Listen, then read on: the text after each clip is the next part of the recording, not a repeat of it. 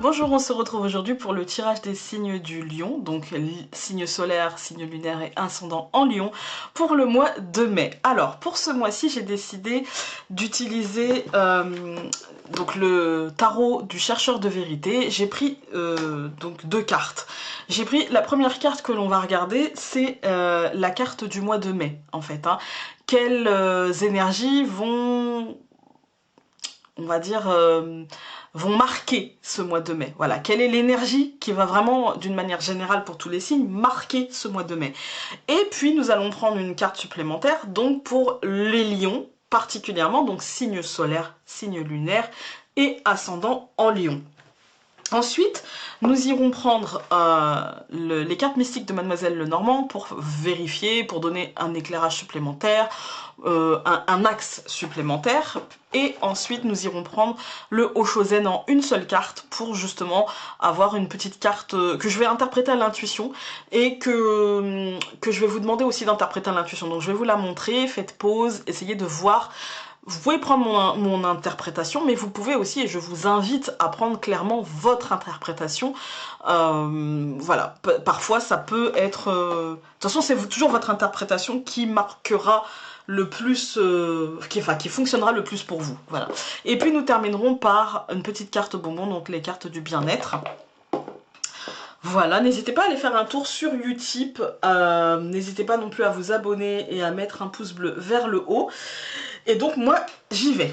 La première carte que nous allons avoir donc pour ce mois de mai, c'est la carte de la mort. Je vous la montre. Elle est valable pour tous les signes en fait. Je ne la change pas, c'est pour tous les signes. Donc, la mort, c'est une carte qui va nous annoncer des changements très importants, des changements très profonds, des transformations très très importantes.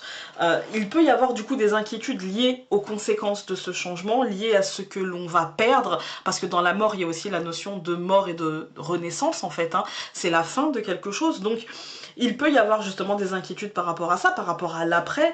Cette carte-là, elle vous l'annonce et elle vous dit du coup d'accepter la réalité de ce changement afin de transformer de la meilleure des façons possibles et de pouvoir rebondir le plus rapidement et le mieux possible pour vous. Si vous avez une période, de toute façon avec la mort il y a toujours une période un petit peu compliquée où il va falloir faire le dos rond. Et cette carte elle vous invite justement à faire le dos rond, à accepter et à être dans l'accueil de ce qui arrive, même si ce truc là vous pèse, d'accord? Même si ce truc là est contraignant, je veux dire même si c'est synonyme de contrainte pour vous, ce changement c'est un renouvellement, c'est-à-dire que la contrainte d'aujourd'hui ne va pas perdurer, d'accord? Il faut juste, c'est de l'adaptabilité en fait, il va juste falloir faire le dos rond pour apprendre à s'adapter, pour pouvoir finalement faire ce que l'on veut, mais d'une manière peut-être différente de ce que l'on faisait avant. Voilà.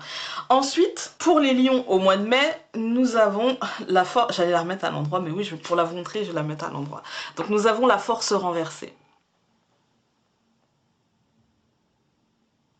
Alors, la force renversée, elle vous dit que vous n'avez pas besoin, même si vous serez tenté, les lions, vous n'avez pas besoin d'utiliser la force brutale pour parvenir à vos fins. Vous n'avez pas besoin d'avoir les mots les plus cinglants et les attitudes les plus tranchantes. Vous pouvez y aller avec calme, avec logique. Vous n'êtes pas obligé d'être dans l'agressivité, d'accord? Bien au contraire, ce qui paiera pour vous et qui renversera cette force renversée, enfin qui la remettra à l'endroit, c'est que... c'est le calme en fait, c'est votre logique, c'est la tolérance envers les autres et envers vous-même qui sera la clé. C'est-à-dire que n'essayez pas de rester buté sur vos opinions et sur ce que vous pensez et à l'instant T avec les informations que vous avez. Essayez de voir plus loin, essayez de vous mettre à la place de l'autre et de, sans oublier votre place, et de trouver un juste milieu entre ce que l'autre vous dit de son ressenti et ce que vous ressentez en fait. Gardez confiance en vous, gardez confiance aux autres, gardez confiance en l'univers, tout finira par s'arranger. Gardez la maîtrise de vos actions et de vos émotions. Essayez, en tout cas, pour vous les lions, de ne pas vous laisser emporter par un tempérament qui serait parfois un peu excessif, un peu égocentré, un peu surtout autoritaire, d'accord? Essayez d'y mettre un peu de douceur, voilà, de garder la maîtrise, de garder le calme, de garder en tête que le courage et la force feront sûrement beaucoup plus et beaucoup mieux que la force brutale et la violence des mots. Voilà, pour vous les lions, c'est essayer de garder conscience que rien ne sert de taper du poing sur la table, mais que ce qui servira, c'est d'écouter ce que l'autre a à dire et d'essayer de trouver un compromis, un consensus. Voilà, on va aller voir avec le Lenormand. Bah voilà, ça dit un petit peu ce que je vous ai dit, c'est-à-dire la souris avec la femme, c'est-à-dire que c'est le mental, hein, c'est la difficulté à garder son calme, la difficulté à... La femme étant le mental est... Enfin, étant l'émotionnel en fait, hein, étant l'intuition, et tout ceci est grignoté. La femme n'est pas forcément que l'élévation émotionnelle, etc.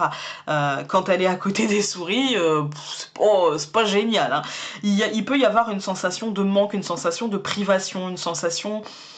qui serait exagérée en fait par cette force renversée, parce qu'on a quand même vachement de mal à garder la maîtrise en fait, hein. Pour moi là on est vraiment dans justement ce besoin, hein, de garder la maîtrise. Vous en avez clairement besoin parce que vous vous sentez grignoté par l'ambiance générale, par tout ce qui se passe, vous vous sentez fatigué, énervé, stressé, etc. Vous êtes vraiment attaqué psychiquement quand même, hein. Et puis le besoin en fait d'équilibre avec l'arbre, le besoin d'ancrage, le besoin de s'auto-centrer un petit peu, alors pas non plus d'une manière égocentrique, mais de mieux se comprendre pour mieux aller vers l'autre, parce qu'on a l'homme, on a l'extériorité, contrairement à la femme. Vous voyez le besoin d'équilibre entre cette intériorité et cette extériorité, le besoin de comprendre l'autre, et c'est ça qui vous apportera des solutions, parce que tout va bien. On n'est pas sur un truc où je vous annonce une catastrophe, on est d'accord, tout va bien.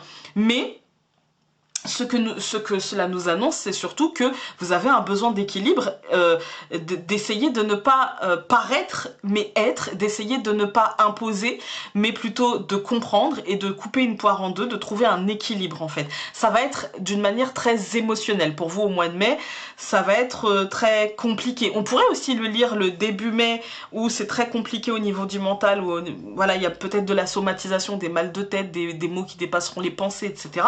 Et puis le retour à l'extériorité qui vous calmera. On pourrait le lire aussi comme ça. Mais en tout cas, on vous demande, quoi qu'il en soit, pour le mois de mai, de garder votre calme et de maîtriser votre caractère. Voilà.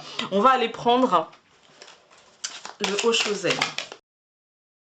Vous avez eu la carte guérison.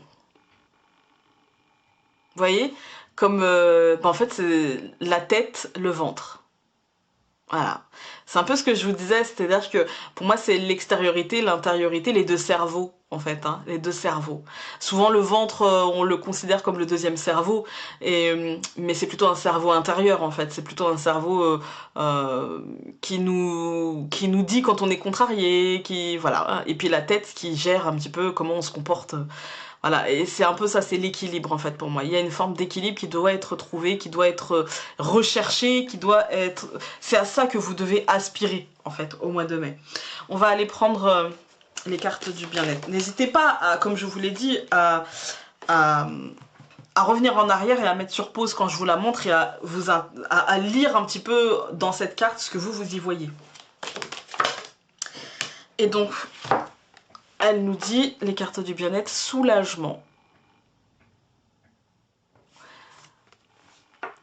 Laissez couler vos larmes, le chagrin est le portail vers votre moi profond. C'est un... Encore une fois, on parle d'émotion ici, quoi. Encore une fois, on vous parle à vous, les lions, d'émotion. Voilà. Donc, essayez de voir un petit peu en vous comment ça résonne, essayez de voir un petit peu en vous comment ce tirage aura pu vous percuter ou non d'ailleurs. N'hésitez pas à aller voir du coup votre signe lunaire et votre ascendant, c'est très important parce que ce tirage peut ne pas vous être destiné. Peut-être que pour le mois de mai vous allez être influencé beaucoup plus par la lune ou par votre ascendant, ou peut-être que ce sera un mélange des trois. Peut-être que justement les autres vont vous donner des indications. En fait là on vous parle pour le mois de mai, pour vous les lions c'est beaucoup émotionnel, et peut-être que dans votre ascendant ou dans votre lune vous aurez peut-être des choses un petit peu plus concrètes. Et voilà, j'espère que ce tirage en tout cas aura pu vous aider, et nous on se retrouve très vite pour un nouveau tirage. Salut!